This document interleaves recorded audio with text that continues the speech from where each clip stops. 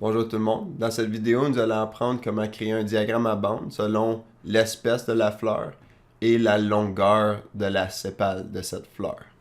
Donc, comme toujours, je vous suggère d'écouter la première vidéo pour comprendre l'ensemble de données, mais c'est des fleurs essentiellement.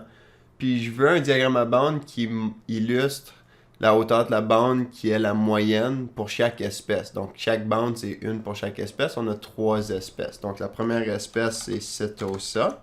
Donc si on écrit ça, tu peux pas mal écrire ça n'importe où. Espèce. Là on a Setosa. Setosa. On a la prochaine, on peut faire un copier-coller versicolore. Donc CTRL-C. Là, je veux juste la valeur, je veux pas le formatage. Donc CTRL-SHIFT-V. C'est un collage spécial. Tu peux ajouter ça avec le petit icône ici. Puis après ça, la prochaine, c'est Virginica. Virginica.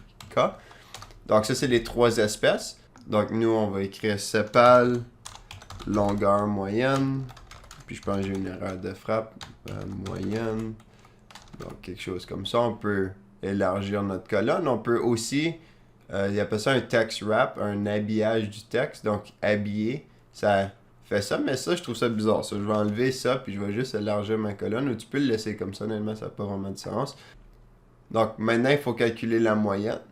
Puis c'est pas la moyenne ordinaire. On a moyenne ci. Donc moi, je vais descendre 3 en bas. Puis là, égal. Fait que là, il y a trois arguments, ok? Fait que là, tu peux activer aide de la formule. Fait que là, ici, tu as la plage du critère. Donc le critère, nous autres, c'est Setosa. Fait que la plage du critère, c'est Setosa. On pourrait sélectionner avec la souris, mais c'est plus vite si on fait CTRL-SHIFT, CTRL majuscule vers le bas. Donc là, c'est la plage du critère. Le prochain argument, il faut toujours faire point virgule. Le critère, ben c'est on veut compter si c'est Setosa. Donc je clique ici. Puis après ça, on a la plage de la moyenne. Donc qu'est-ce qu'on prend la moyenne de? Ben c'est la longueur de la sépale. Fait que là, CTRL-SHIFT vers le bas. Fait que là, j'ai mes trois plages. Puis on veut verrouiller les plages. Donc verrouiller, tu pourrais mettre des signes de dollar manuellement ou tu peux peser F4. Donc tu mets un signe de dollar à côté du E, à côté du 2, puis à côté du E, puis à côté du 151. Puis on veut verrouiller l'autre ensemble. La seule chose qui va changer quand on tire notre formule vers le bas, c'est on veut changer le Setosa à chaque espèce. Donc on va verrouiller ça aussi. Je vais cliquer F4. Puis là, je pèse Enter. Puis là, ça me suggère, mais je peux cliquer oui, ou on peut le faire manuellement. Donc si je enlève ça avec Delete, je traîne ça manuellement. Donc là, la moyenne pour chaque espèce, vous avez vu que mes ensembles, mes plages sont verrouillées. La seule chose qui change, c'est versicolore. Fait que la moyenne des Setosa, c'est 5. La moyenne des versicolores, c'est 5,9. Et la moyenne des Virginica, c'est 6,5. Donc, Virginica, c'est les fleurs qui ont les sépales les plus longues en moyenne. C'est sûr qu'il y a probablement des Virginica qui ont des plus courtes que des Setosa, etc. Mais en moyenne, voici. Puis on peut toujours visualiser quelque chose comme ça avec un diagramme à bande. Donc on peut faire ça ici. Je vais juste sélectionner mes données. Insertion. Puis quand on sélectionne nos données, on veut souvent faire avec le titre aussi. Fait que insertion, graphique. Puis ici, ça me suggère une affaire linéaire. Donc, tu vois essentiellement que la longueur moyenne augmente avec l'espèce. Donc, c'est pas pourri comme graphique. Mais la suggestion, l'autre, c'est graphique à colonne. Sinon, tu peux, si tu ne suggères pas, tu peux toujours le faire là. Puis nous, je pense que ça va être la meilleure option, ça va être vertical parce qu'on n'a pas des super longs noms. Sinon, ça serait si on a beaucoup de noms, beaucoup de catégories, puis sont larges, mais là, on le mettrait horizontal. Mais dans notre cas vertical, ça a l'air bien.